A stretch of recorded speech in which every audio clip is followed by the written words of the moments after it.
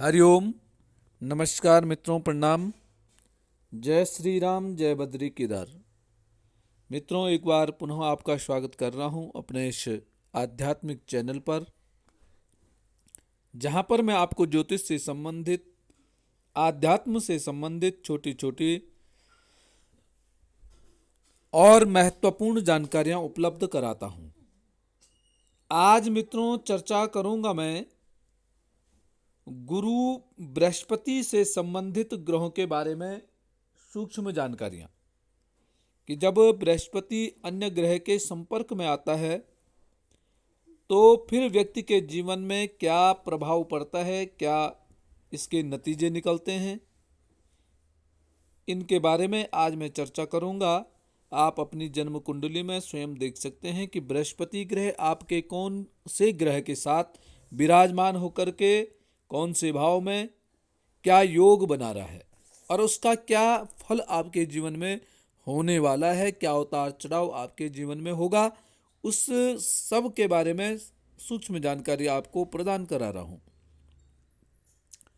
मित्रों, बृहस्पति ग्रह, सबसे पहले बात करेंगे सूर्य के साथ।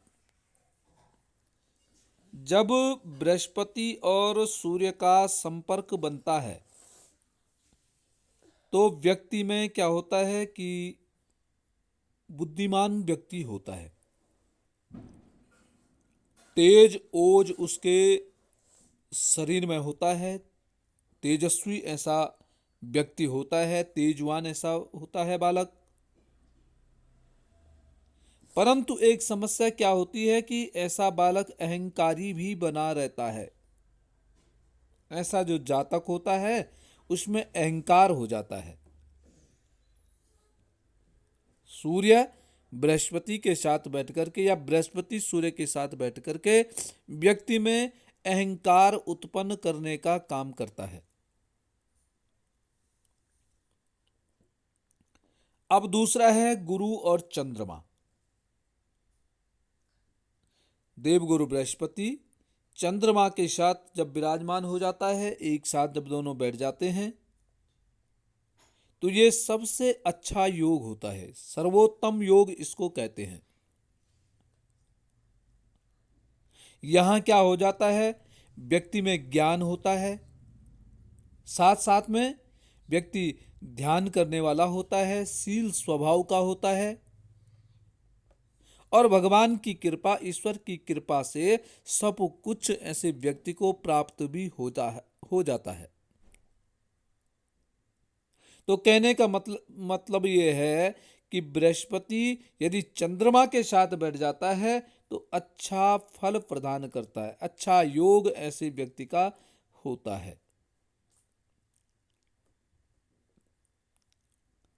अब है बृहस्पति और मंगल ग्रह का साथ।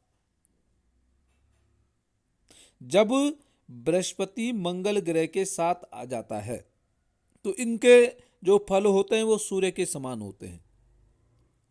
व्यक्ति अहंकारी हो जाता है, क्रोधी हो जाता है, उसको अपने बल पर, अपने ज्ञान पर बहुत अधिक अहंकार हो जाता है और इससे क्या करता है कि प्रत्येक कार्य में अपनी टांग अड़ाना, अर्थात प्रत्येक कार्य में उलझन पैदा करने का काम करता है। क्रोध चरम पर होता है और किसी की बातों को न सुनना, अपने को ही सर्वश्रेष्ठ मानना, ऐसी स्थिति पैदा कर देता है बृहस्पति और मंगल एक साथ होने पर। तो ये अच्छा योग नहीं कहा जाता है। बृहस्पति और बुध का साथ, जब बृहस्पति ग्रह के साथ बुध आ जाता है तो ऐसे व्यक्ति पर ज्ञान का प्रभाव होता है, बुद्धि भरपूर मात्रा में ऐसे व्यक्ति पे होती है और वाणी, ऐसे व्यक्ति की वाणी बड़ी मधुर होती है, अर्थात अपने ज्ञान का प्रदर्शन वह अपनी वाणी के माध्यम से करता है और अपनी वाणी के माध्यम से ही रोजगार, सुख, ऐश्वर्य की प्राप्ति भी ऐसा व्यक्ति कर लेता है। अब है बृहस्पति और शुक्र। बृहस्पति ग्रह जब शुक्र के साथ योग बनाता है तो यह योग भी मित्रों अच्छा ही अक्सर होता है। अच्छा क्यों होता है कि बृहस्पति ज्ञान को भरपूर मात्रा में देता है और शुक्र क्या है, विलास की जिंदगी देता है।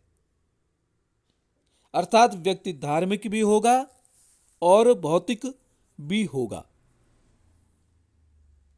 दोनों जगह सामंजस्य बना करके अपना कार्य करने वाला ऐसा व्यक्ति होता है और ऐसा व्यक्ति अक्सर अच्छा ही होता है।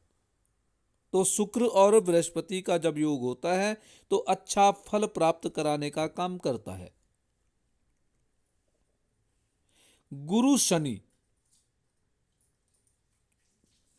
बृहस्पति शनि जब एक साथ आते हैं तो ऐसे व्यक्ति के कार्मिक योग बन जाते हैं।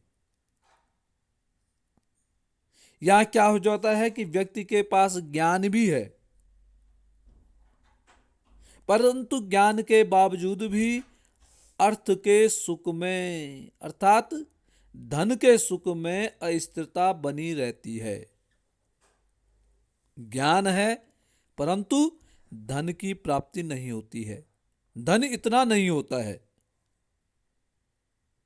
दूसरे को सलाह दे देगा ये करना वो करना, परंतु स्वयं उस सलाह पर न टिक पाना। अर्थात ये भी कह सकते हैं कि दूसरे का घर बनाना परंतु अपने घर ही खाली ऐसे व्यक्ति का रह जाता है। ऐसी स्थिति पैदा करता है बृहस्पति और शनि का योग। अब बात करते हैं बृहस्पति और राहु। गुरु चांडाल योग इसको कहते हैं। बृहस्पति राहु सबसे खराब स्थिति होती है यह, जब बृहस्पति और राहु एक साथ विराजमान हो जाते हैं। इसमें क्या होता है कि व्यक्ति तामसिक हो जाता है और व्यक्ति में हमेशा क्या होता है, एक तो तर्क, प्रत्येक बात पर तर्क करना, और साथ साथ में क्या कर देता है कि किसी भी कार्य में संतुष्टि न होना, संतुष्ट न होना।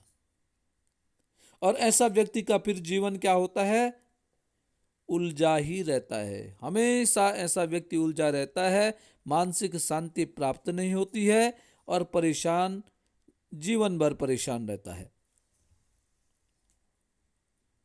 इसमें कोई बिरले होते हैं जो कि इस चीज का लाभ, क्योंकि बृहस्पति ज्ञान को प्रदान करता है और राहु जो है व्यक्ति में चतुराई देता है, और व्यक्ति ने यदि मन को स्थिर करके जो मन में जो कार्य आते हैं उनको तुरंत कर दिया, अपने ज्ञान के बलबूते पे कर दिया है, तो व्यक्ति बहुत ऊंचाइयां प्राप्त करता है। परंतु यहां क्या करता है, व्यक्ति को ज्ञान, अपने ही ज्ञान पर भ्रम पैदा जातक का हो जाता है। अर्थात अपने ही ज्ञान पर स्वयं को विश्वास न होना, ऐसी स्थिति पैदा करता है बृहस्पति और राहु एक साथ आने पर। अब बात करते हैं बृहस्पति और केतु की। बृहस्पति ग्रह और केतु ग्रह जब एक साथ विराजमान हो जाते हैं तो व्यक्ति में क्या होता है, नश्वरता का भाव उत्पन्न हो जाता है, व्यक्ति अधार्मिक हो जाता है।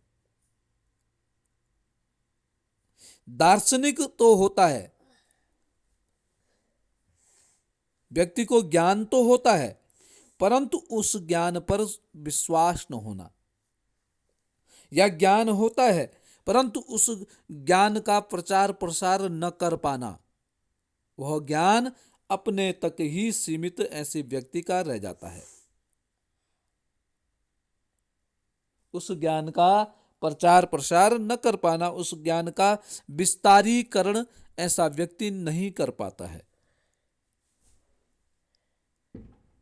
तो मित्रों, ये थे देवगुरु बृहस्पति, जो कि मुख्य ग्रह होता है। बृहस्पति ग्रह जन्म कुंडली का मुख्य ग्रह है। बृहस्पति ग्रह के बारे में सूक्ष्म जानकारियां। अब आपका बृहस्पति कौन से ग्रह के साथ है, या आपके बृहस्पति के साथ कौन सा ग्रह विराजमान है? तो बृहस्पति ग्रह और उस ग्रह का उपाय करके आप बृहस्पति ग्रह को शांत करने का काम कर सकते हैं। तो मित्रों, आज के लिए बस इतना ही। कल पुनः किसी नई जानकारी के साथ पुनः आपके समक्ष प्रस्तुत होऊंगा। तब तक के लिए नमस्कार, प्रणाम, जय श्री राम, जय बद्री केदार और जय हनुमान।